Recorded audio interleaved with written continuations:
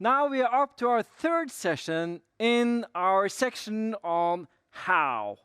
And up next is Ben Whitmore. He's from the UK. He's an enterprise mobility MVP. And take it away, Ben. Thank you, Ståle. Well, thank you for being with me on this session.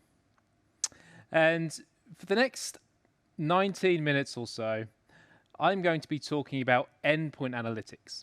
So you've made your investment in Microsoft 365. So why should you consider endpoint analytics? And that's what we're going to go through in today's session. We're going to dig really deep into understanding why you should be looking at it. And once we understand why we should be using endpoint analytics, we can really start to look at how we can improve the user experience by adopting some of the practices there. And once we improve the user experience and make it better, I'll show you how you can also make your users more productive. Now, before we start to get into the nuts and bolts of this session, I want to take a moment. I want us just to take 1 minute to look at this picture. This is my friend Dave. Dave is a diver. And Dave is about to jump into this gorgeous lake. And if we just take this scene in for a moment, is it morning? It might be. Is it early evening? It might be. It doesn't matter. It looks peaceful, tranquil. I can smell the freshness coming off of the lake. I can smell the fauna and the flora. It just looks so inviting, doesn't it, that water? It looks cool and crisp. And I wonder what Dave's feeling. I bet he has adrenaline rushing through his body, and he's just trying to contemplate what it feels like as he hits the water. I bet it's going to feel awesome. Now, what have we just done? We have taken a moment, just 1 minute, to try to understand what Dave is feeling. And this is the key point I want you to take away from this session. If we can just spend a moment to understand the user experience and the changes we make to our environment and how that impacts them, I truly believe we're going to give them a better experience. So as we go through this session and we focus on the users, I want to introduce two friends of mine. We have Jenny. Jenny, she's quite a happy soul. She works in accountancy. You know, she gets all the new machines from IT, and actually she just sits next door to IT. So if she has a problem, she just walks across the corridor. All her problems are solved in a few seconds. She doesn't have to log help desk tickets. Jenny is pretty happy at work. But I have another friend, and I spend a lot of time with my other friend at the coffee machine. Meet Phil. Phil is not so content at work. Phil works in customer service and he gets the hand-me-down machines. You know, he never gets the new kit. His office is over the other side of the campus. He can't just walk across to IT when he has an issue. So he has to phone the service desk. So Phil has a really bad experience with his IT. Jenny has a really good experience. And unless Phil's contacting the service desk, I don't know this. So I need some tools to help me understand what Phil's experience is like. And this is where we use endpoint analytics. And I wanted to take a step back and look at the Microsoft Productivity Score. And you may say, well, Ben, we're talking about endpoint analytics here. And you're right. Endpoint analytics makes up part of the bigger picture for the Microsoft 365 Productivity Score. And when we think about the productivity score, we're really thinking about the user experience. And you can look at 8 different areas across the Microsoft Productivity Score, and you'll see Endpoint Analytics. And Endpoint Analytics is my favorite because it focuses on the technology experience. So how can Endpoint Analytics help us? Well, it can help us to identify legacy hardware in our environment. Have we got old models of computer that are slowing our users down, making them less productive, like Phil? it can also help us to look for inconsistent software configurations. So if Jenny comes across to IT and says she has a problem, and my colleague thinks, well, okay, she needs a newer version of the software, and she gets an upgrade, what about the hundreds of users across my organization who are not getting the same upgrade and possibly a better experience with their IT? And Endpoint Analytics can also help us to identify configuration changes. So is my team running a script on a PC in one department that's improving that user's experience and it's not being run in another part of the business? Or even, are we rolling scripts out across the entire organization and they're actually having a detrimental impact to our users' experience? This is where Endpoint Analytics can help us. And as we go through the next few slides, I really want us to focus on Jenny and Phil. So remember, Jenny's having a great experience with her IT. Phil, not so great. But hang in there, Phil. We're going to help you through this. And I'm determined to get Phil a new PC by the end of the next few slides. So as we jump into the Microsoft Endpoint Manager Admin Center, we can click on Reports to get to Endpoint Analytics, or we can visit aka.ms/Endpoint Analytics. And Microsoft have given us 7 different areas of reports to start to understand the user experience. And we're going to look at a couple today. And the first one I wanted to go into is startup performance. Do not forget Phil. Phil is really important. The reason we are looking at this data is because we want to improve Phil's experience of IT. As we come into the first tab within Startup Score, we can see at the top we have a baseline. Okay, so Microsoft give us a baseline score of 50. And we use that baseline score to measure our success as we make changes across the environment to try and improve the startup score. So as you can see, in this tenant, we are currently sitting at 65, and Microsoft are telling us, well, we're not doing too bad.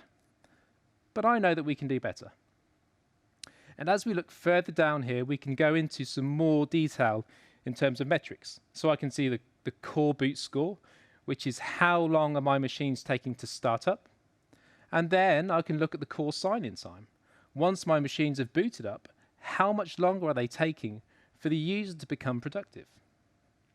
And I can see I've got a bit of work to do here. I'm actually falling below the baseline for my core sign-in time.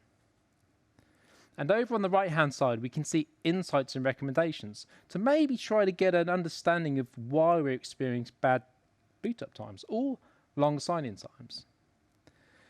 And I can make a decision just by looking at this first screen. So it's telling me that I have 158 devices in my environment that are affected by group policy. So group policy is slowing down my machines, making my users' sign-in time horrendous. So I can say, well, all of my devices are managed in Intune now, so why am I still using GPO? Are these co-managed devices? Can I move those policies from a legacy Active Directory group policy object into an MDM policy? And if I do that, maybe I can help these 158 devices have a better startup score. As we move along the tab to model performance, we can start to see some key metrics for the different models of devices in our environment. So I've sorted this column by core boot time. And straight away I can see that I have some models of laptops in my environment that are just so slow. I wouldn't want to touch these. So Latitude 5580, just calling this one out, for example, I have 25 devices, and this is the slowest device in my environment. Can you see it's got an old style hard disk? I wouldn't want to be using this device. But on the next tab under device performance, I can actually look for my user's device. So if I search for Phil, I can see that Phil has a Latitude 5580. And man, look at his sign-in times. 103 seconds to boot, 287 seconds to sign in. That's 6.5 minutes until Phil is productive. No wonder he's got a face like that.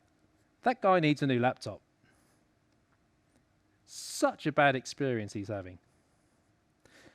If we move along to startup processes, we get an idea of the different pieces of software on our devices that are causing those slow boot times across our environment. So on this page, I can maybe find a piece of software that I can question. Is it old? Should it even be there? Because it's really affecting my user's startup score. And on the last tab under startup score, we can look at restart frequency. So the one I like to pull out quite often is the long power button restart. You know, if my users are holding in the power button to restart the machine, something's gone wrong, and maybe I need to dig in to find out why. And then further down on this page, we can look at the reboots across our organization. So this is a percentage of devices rebooting in the last 30 days. And at the moment, I'm sitting around 90% on average. But let's just take a moment to think. If I'm installing updates every month, surely those devices must be rebooted for those updates to be effective. So maybe I need to question why 10% of the estate are not rebooting every month. Pretty key metric. But what about Phil? How does this affect Phil? We must not forget that user experience. Can we help him? Well, I believe I can help Phil. So I've got some real-world, measurable statistics that I can give to Phil's line manager and say, look, Phil's having a bad time. But not only Phil. 20 of his colleagues have got legacy hardware, and it's taking 6.5 minutes to boot in the morning before they're productive. That's just awful.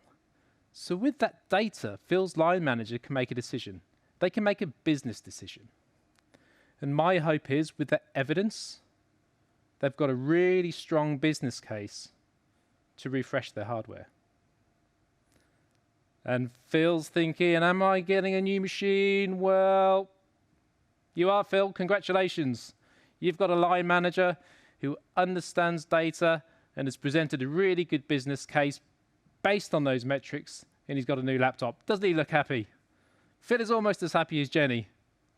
Well done, Phil. So Phil's got a new laptop, but we've got some time just to look at another part of Endpoint Analytics, which I find really valuable. And that's application reliability.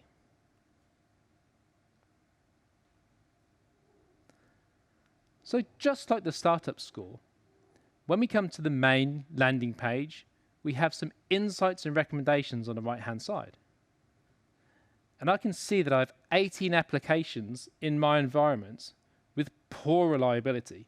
So these applications are affecting the performance of my machines. So what does that mean? Well, if I drill into this in a bit more detail, and I can start to look at those applications and maybe try to figure out if there's any bad ones in there, giving my users that bad experience. So let's just take one of them, okay? So the Microsoft Dynamics client in this environment is used quite a lot. We can see 766 hours of usage in the last 2 weeks. Okay, and it's crashed 175 times. Okay, there may be a good reason for that. So let's get into even more detail. And I can see the most commonly used version across my estate of this particular piece of software is causing my devices to crash the most, which is interesting. And even the version below it is causing my devices to crash often. But if we just look at the top metric here on this slide, the most recent version of software isn't crashing that often. So, you know, that's pretty inconclusive evidence. You know, what I'm going to do here is say, well, I need the newest version of software on my PCs because it's crashing less. Cool. And don't forget, we can take a baseline. So I can take a baseline snapshot, make that change, roll the newer version of software out to my users, and if it makes a performance difference, excellent. I've helped the user experience. If it doesn't help them, and my baseline score is lower after making that change, well, maybe I have to consider rolling back and trying some different troubleshooting techniques. And also under application reliability, we can look at the model performance. Okay, so are applications performing badly on particular models of devices in our environment? And I can just call some models out here, and once again, I see that Dell Latitude 5580 device. It's got a really low app reliability score of 8, And Microsoft measured this score from 0 to 100, where 100 is a really reliable app that doesn't crash, 8 is quite low.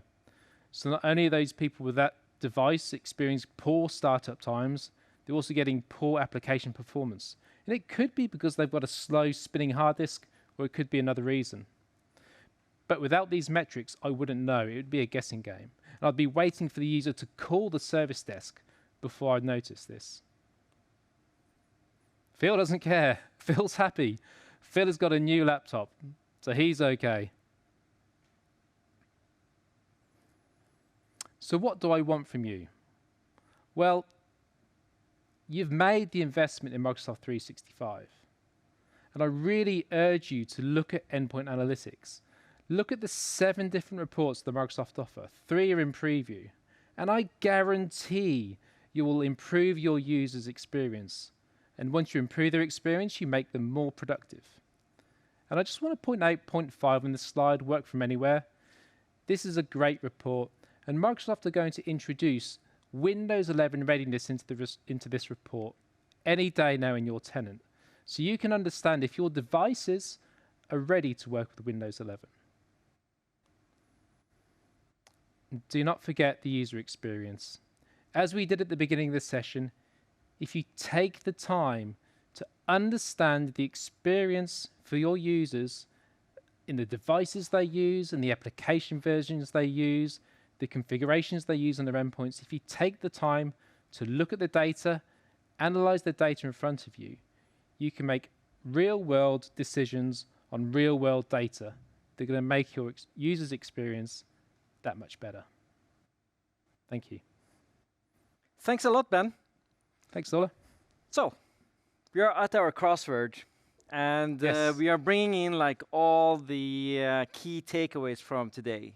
What's your key takeaway from your session and why? Well, I'd have to say analytics would be my keyword. Analytics, let's see. Yeah, Because I firmly believe that we have the data presented in front of us. We have it there in the Microsoft 365 suite of products. We have so many reports to look at, and we have to analyze that data. And I believe once we've analyzed it, we can make some really good decisions to improve the user's experience. perfect. Thanks Thanks a lot. Thank you. Safe travels home. Thank you.